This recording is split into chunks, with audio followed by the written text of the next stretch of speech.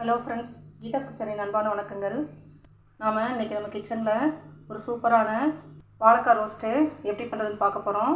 இது அப்படியே மீன் ரோஸ்ட் மாதிரியே இருக்கும், அதே டேஸ்ட்டில் இருக்கும், நல்லா கிறிஸ்பியாக கிடைக்கும், டேஸ்ட்டும் அதே மாதிரி இருக்கும்.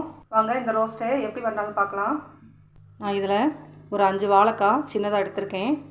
இப்போ ஃபஸ்ட்டு இதை கட் பண்ணி எடுத்துக்கலாம். பாருங்கள், வாழைக்காயை இந்த மாதிரி மீன் ஷேப்புக்கு கட் பண்ணி எடுத்து வச்சுருக்கேன்.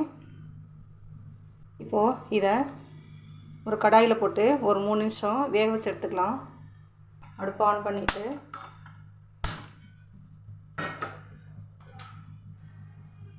ஒரு பேனில் தண்ணி வச்சுருக்கேன்.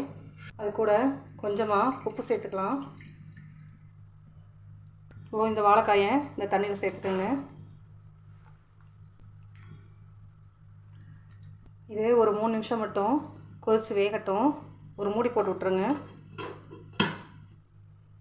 இப்போது அந்த வாழைக்காய் வேகிற நேரத்தில் ஒரு ஜாரில் ஒரு 1/2 ஸ்பூன் சோம்பு, 1/2 ஸ்பூன் மிளகு, காரத்துக்கு தகுந்த மாதிரி ஒரு 2 ஸ்பூன் மிளகாத்தூள், மல்லித்தூள் 1 ஸ்பூன், கரம் மசாலா தூள் ஒரு 1/2 ஸ்பூன், மஞ்சள் தூள் 1/2 ஸ்பூன், ஒரு 1/2 ஸ்பூன் சீரகத்தூள் சேர்த்துட்டு இதில் கொஞ்சமாக தண்ணி சேர்த்து நல்லா பேஸ்ட்டாக அடித்து எடுத்துக்கலாம். பாருங்கள், வாழைக்காய் 3 நிமிஷம் நல்லா வெந்துருச்சு. இப்போ இதை ஒரு பிளேட்டுக்கு மாற்றிக்கலாம். பாருங்கள், வாழைக்காயை பிளேட்டுக்கு மாற்றியாச்சு. இது அப்படியே இருக்கட்டும்.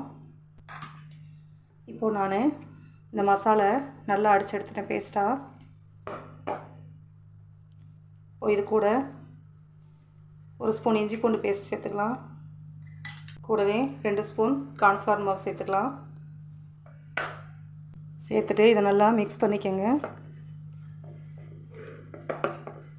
பாருங்கள், மசாலா நல்லா கலந்துச்சு. இப்போது இதில் ஒவ்வொரு வாழைக்காய் பீஸாக எடுத்து இந்த மசாலா பிரட்டிக்கலாம். பிரட்டி ஒரு பிளேட்டில் வச்சுக்கோங்க.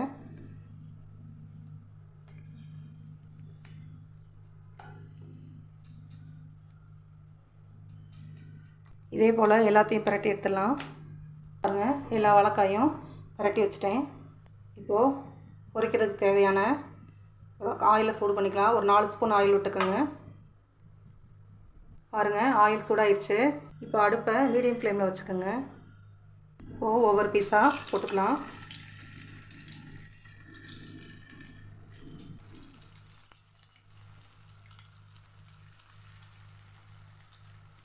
இது போட்ட உடனே திருப்பாமல் ஒரு 2 நிமிஷம் விட்டு திருப்புங்க. ஒரு 2 நிமிஷம் கழித்து இதை அப்படியே திருப்பி விடுங்க.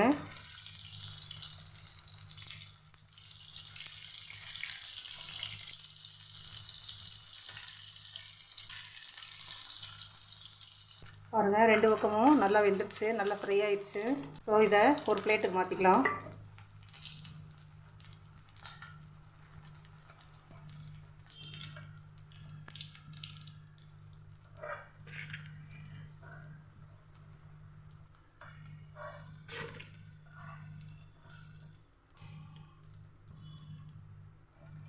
பாருங்கள், சூப்பராக ஃப்ரை ஆகிருக்கு. மசாலா கொஞ்சம் கூட ஊற்றலை. இதே போல் அடுத்த கோட்டிங் போட்டுக்கலாம்.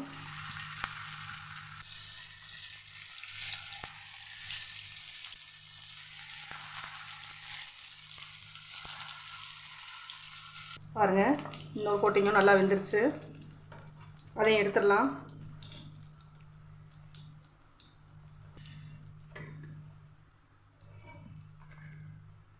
பாருங்கள் ஃப்ரெண்ட்ஸ், வாழைக்காய் ரோஸ்ட்டு ரெடி ஆயிடுச்சு.